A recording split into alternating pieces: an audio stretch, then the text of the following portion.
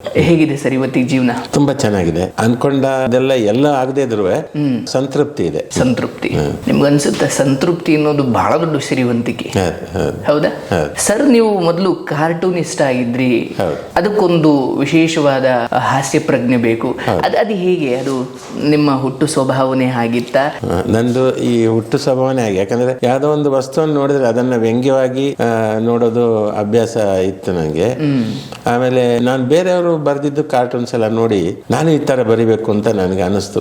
ಮುಖ್ಯವಾಗಿ ನಮ್ಮ ಕರ್ನಾಟಕದ ಹೆಮ್ಮೆಯ ವ್ಯಂಗ್ಯ ಚಿತ್ರಕಾರ ನಾಡಿಗ್ ಅವರು ಅದ್ಭುತ ವ್ಯಂಗ್ಯ ಚಿತ್ರಕಾರ ಅವರು. ಆಮೇಲೆ KR ಸ್ವಾಮಿ, SS ಆನಂದ್, ಹೀಗೆ ಆಮೇಲೆ ನರೇಂದ್ರ, ಇವರೆಲ್ಲ ಸೀನಿಯರ್ ವ್ಯಂಗ್ಯ ಚಿತ್ರಕಾರರು. ಅವರೆಲ್ಲ ಒಂದು ಹಾಸ್ಯ, ಒಂದು ರಾಜಕೀಯದ ವಸ್ತುವನ್ನು ತಗೊಂಡು ಹೆಂಗೆ ವಿಡಂಬನೆ ಮಾಡ್ತಿದ್ರು, ಅದು ನನಗೆ ಖುಷಿ ಕೊಡ್ತಿತ್ತು.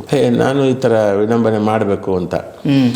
ಆವಾಗ ಇದು RK ಲಕ್ಷ್ಮಣ ಅವ್ರದ್ದು ಇಂಗ್ಲಿಷ್ ಟೈಮ್ಸ್ ಆಫ್ ಇಂಡಿಯಾದಲ್ಲಿ ಬರ್ತಿತ್ತು. ಅದು ನೋಡಿದ್ರೆ ಅದು ಎಷ್ಟು ಚೆನ್ನಾಗಿ. ಆಮೇಲೆ ಸುಧೀರ್ ದಾರ್ ಅಂತ ಒಬ್ರು ಕಾರ್ಟೂನಿಸ್ಟ್ ಹಿಂದೂಸ್ತಾನ್ ಟೈಮ್ಸ್ ಅಲ್ಲಿ. ಇದೆಲ್ಲ ನೋಡಿ ನನಗೆ ಸ್ಫೂರ್ತಿ, ಅವರೆಲ್ಲ ಸ್ಫೂರ್ತಿ ನನಗೆ. ಸೊ ಒಂದು ಪುಟ್ಟ ಚಿತ್ರದಲ್ಲಿ ಒಂದೆರಡು ಸಾಲಲ್ಲಿ ಒಂದಿಡೀ ದೊಡ್ಡ ಘಟನೆಯನ್ನು ನೀವು ಕಟ್ಟಿಕೊಡ್ಬೇಕಾಗಿರುತ್ತೆ. ಹೌದು. ಯಾಕಂದ್ರೆ ನೀವು ಕಾರ್ಟೂನಿಸ್ಟ್ ಅಂತ ಏನಾದ್ರೂ ಬರಿಬೇಕು ಅಂದ್ರೆ ಈ ಹಿಂದೆ ನಡೆದಿರೋದ್ರ ಬಗ್ಗೆನೇ ಬರ್ದಿರ್ತೀರಿ. ಹೌದೌದು, ಹೌದು ಅಲ್ವಾ? ಒಂದು ಘಟನೆ, ವಿಚಾರ, ರಾಜಕೀಯ ವಿಚಾರ ಅಂತಿರುತ್ತೆ. ಅದನ್ನ ಹಾಸ್ಯ ಮಾಡೋದು ಹೇಗೆ? ಹಾಸ್ಯ ಮಾಡೋದು ಏನಂದ್ರೆ, ಒಂದು ಸುಮ್ಮನೆ ಅಪಹಾಸ್ಯ ಮಾಡಬಾರ್ದು. ಈಗ ಒಳ್ಳೆ ವಿಚಾರ ಇರ್ಬೋದು, ಯಾವುದೋ ಒಂದು ಒಳ್ಳೆ ಪ್ರಾಜೆಕ್ಟ್, ಒಳ್ಳೆಯ ಒಂದು ಯೋಜನೆ ಇರ್ಬೋದು, ಜನರಿಗೆ ಉಪಯೋಗ ಆಗುವಂತ ಒಂದು ಯೋಜನೆ, ಅದನ್ನ ಹಾಸ್ಯ ಮಾಡೋಕ್ಕಾಗಲ್ಲ. ಈ ಉಪಯೋಗ, ಈಗ ಯಾರೋ ಒಬ್ರು ರಸ್ತೆ ಬಗ್ಗೆ ತುಂಬಾ ಅದಕ್ಕೆ ಎಷ್ಟು ಸ್ಯಾಂಕ್ಷನ್ ಮಾಡಿದ್ವಿ, ಅಷ್ಟು ಸ್ಯಾಂಕ್ಷನ್ ಮಾಡಿದ್ವಿ ಅಂದಾಗ ಆ ಹಳ್ಳದ ರಸ್ತೆ ನಾವು ಚಿತ್ರ ಬರಿತೀವಿ. ಬಹುಶಃ ಅವರು ಹಾಕಿದ ದುಡ್ಡೆಲ್ಲ ಈ ಹಳ್ಳದೊಳಗೆ ಹೋಯ್ತು ಅಂತ ಒಂದು ಕ್ಯಾಪ್ಷನ್ ಕೊಡ್ತೀವಿ. ಅಂದ್ರೆ ನಾವು ಹಾಸ್ಯ ಆ ಥರ ಮಾಡಬೇಕು. ನಿಜ. ಅಂದ್ರೆ ಜ್ವಲಂತ ಸಮಸ್ಯೆಗಳನ್ನ ಹಾಸ್ಯದ ಮೂಲಕ ಹೇಳೋದು. ಹಾಸ್ಯದ ಮೂಲಕ. ಹೆಚ್ಚು ಕಡಿಮೆ ನೀವು ವಿರೋಧ ಪಕ್ಷದವರೇ ಆಗಿರ್ತೀರಿ. ಎಲ್ಲ ಪಕ್ಷಕ್ಕೂ ವಿರೋಧ ಪಕ್ಷದವರೇ ವ್ಯಂಗ್ಯ ಚಿತ್ರಕಾರರು.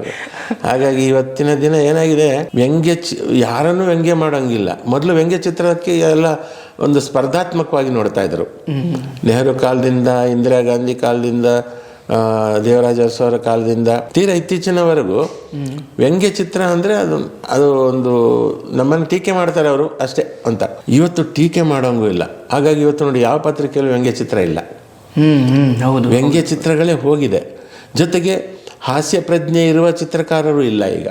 ಮೊದಲು ವ್ಯಂಗ್ಯ ಚಿತ್ರ ಬರೀತಿದ್ದವರಿಗೆ ಹಾಸ್ಯ ಪ್ರಜ್ಞೆ ಇತ್ತು, ಜನರನ್ನ ನಗಿಸುವ ಗುಣ ಇತ್ತು. ನಾನು ಯಾಕೆ ನಿಲ್ಲಿಸ್ಬಿಟ್ಟೆ ಅಂತಂದ್ರೆ, ಒಂದು ಲೆವೆಲ್ವರೆಗೆ ಹಾಸ್ಯ ಪ್ರಜ್ಞೆ ಇದ್ದಾಗ ನಾನು ಬರಿತಾ ಇದ್ದೆ. ಆಮೇಲೆ ನಾನು ಸಿನಿಮಾಕ್ಕೆ ಪೂರ್ತಿ ತೊಡಗಿಸ್ಕೊಂಡಾಗ ನನಗಿದು ಬರೆಯಕ್ಕೆ ಪುರುಸೊತ್ತು ಸಿಗ್ತಾ ಇರಲಿಲ್ಲ.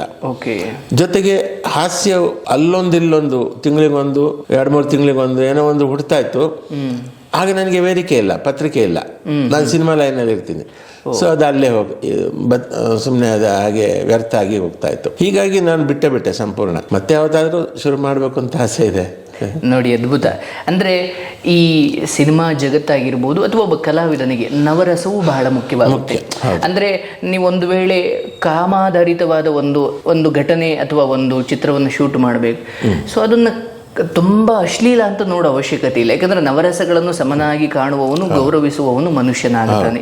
ಬಟ್ ಕೆಲವೊಮ್ಮೆ ಈ ಅಶ್ಲೀಲವಾದ ಸಂಗತಿಗಳು ಬೇರೆ, ನವರಸಗಳು ಬೇರೆ, ಅದರ ವ್ಯತ್ಯಾಸ ಕೆಲವೊಮ್ಮೆ ಅರ್ಥವಾಗುತ್ತಿಲ್ಲ ಅನ್ಸುತ್ತಲ್ಲ. ಹೌದೌದು. ಶೃಂಗಾರ, ಕಾಮ ಅನ್ನೋದನ್ನ ಶೃಂಗಾರಮಯವಾಗಿಯೂ ತಗೋಬಹುದು.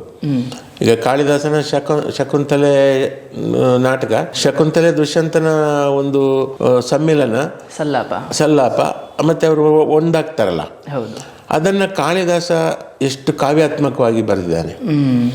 ಅದನ್ನ ಯಾವ್ಯಾವ ರೀತಿಯ ಅಭಿರುಚಿ ಯಾರ್ಯಾರಿಗಿದೆಯೋ ಅದನ್ನ ಅಶ್ಲೀಲವಾಗಿ ಬರೆಯುವಂಥವ್ರು ಇರ್ತಾರೆ. ಹಾಗೆ ಮನುಷ್ಯನ ಅಭಿರುಚಿ ಮೇಲೆ ನಿಮ್ಮ ಕೃತಿ ಹೊರ ಬರುತ್ತೆ. ನನ್ನ ಅಭಿರುಚಿ ಅಂದ್ರೆ ಟೇಸ್ಟ್ ನಿಮ್ಮ ಹಾಡಿನ ಮೂಲಕ ಹೊರಗಡೆ ಬರುತ್ತೆ. ನಾನು ಏನ್ ಬರಿತೀನಿ ಅದು ನನ್ನ ಗುಣ. ನಮ್ಮ ವ್ಯಕ್ತಿತ್ವ ಅಕ್ಷರ ರೂಪ ಆಗಿರುತ್ತೆ ಅಥವಾ ಸಂಗೀತ ರೂಪ. ಹೌದು. ಹೌದು. ಹಾಗಾದ್ರೆ ನಿಮ್ಮ ಸಂಯೋಜನೆಯ ಈ ಬದುಕು, ಸಂಗೀತ ಸಂಯೋಜನೆಯ ಈ ಬದುಕು ನಿಮ್ಮ ವ್ಯಕ್ತಿತ್ವದ ಒಂದು ಭಾಗ ಕೂಡ ಆಗಿದೆ ಅಂತ ಅನ್ಬೋದು. ಹೌದು. ನಿಮ್ಮ ಪ್ರತಿಭೆ ಹೌದು, ಬಟ್ ವ್ಯಕ್ತಿತ್ವವು ಹೌದು. ನಂದೊಬ್ಬಂದಲ್ಲ, ನೀವು ಎಲ್ಲ ಸಂಗೀತ ನಿರ್ದೇಶಕರ ಹಾಡುಗಳನ್ನ ಕೇಳ್ತಾ ಇದ್ರೆ ಅವರ ಗುಣ ಅಲ್ಲಿ ಕಾಣುತ್ತೆ. ಆ ತಾಳದಲ್ಲಿ, ಆ ಕುಣಿಸೋ ತಾಳದಲ್ಲಿ ಅವರು ಎಷ್ಟು ಜಾಲಿಯಾಗಿರ್ತಾರೆ. ಆ ಸಂಗೀತ ನಿರ್ದೇಶಕರು ಎಷ್ಟು ಜೋವಿಯಲ್ ಆಗಿರ್ತಾರೆ, ಅದರ ತಾಳವಾದ ಸಂಯೋಜನೆ ಮಾಡುವಂಥ ಧಾಟಿ ಅದು ಹೇಗಿರುತ್ತೆ, ಅದು ಅವರ ಗುಣ. ಕೆಲವು ಸಪ್ಪೆ ಆಗಿರುತ್ತೆ ಕೆಲವ್ರದ್ದು, ಅದು ಅವರು ಹಾಗೆ ಇರ್ತಾರೆ. ಈಗ ಉಪೇಂದ್ರ ಸರ್ ಮತ್ತೆ ಮನೋಹರ್ ಸರ್ ಇಬ್ರು ಸೇರಿದ್ರೆ ಒಂದು ತರಲೆ ನನ್ನ ಮಗ ಬರುತ್ತೆ. ಹೌದು ಹೌದು. ಸೊ ಯಾಕಂದ್ರೆ ಆ ಏನೋ ಸಾಧಿಸಬೇಕು ಅನ್ನೋ ಹಸಿವು ಜೊತೆಗೆ ಒಂದು ಎಲ್ಲವನ್ನು ಒಂದು ಸಭ್ಯತೆ ಒಳಗಡೆ ತೋರಿಸೋದು ಕೂಡ ಅಷ್ಟೇ ಮುಖ್ಯವಾಗುತ್ತೆ.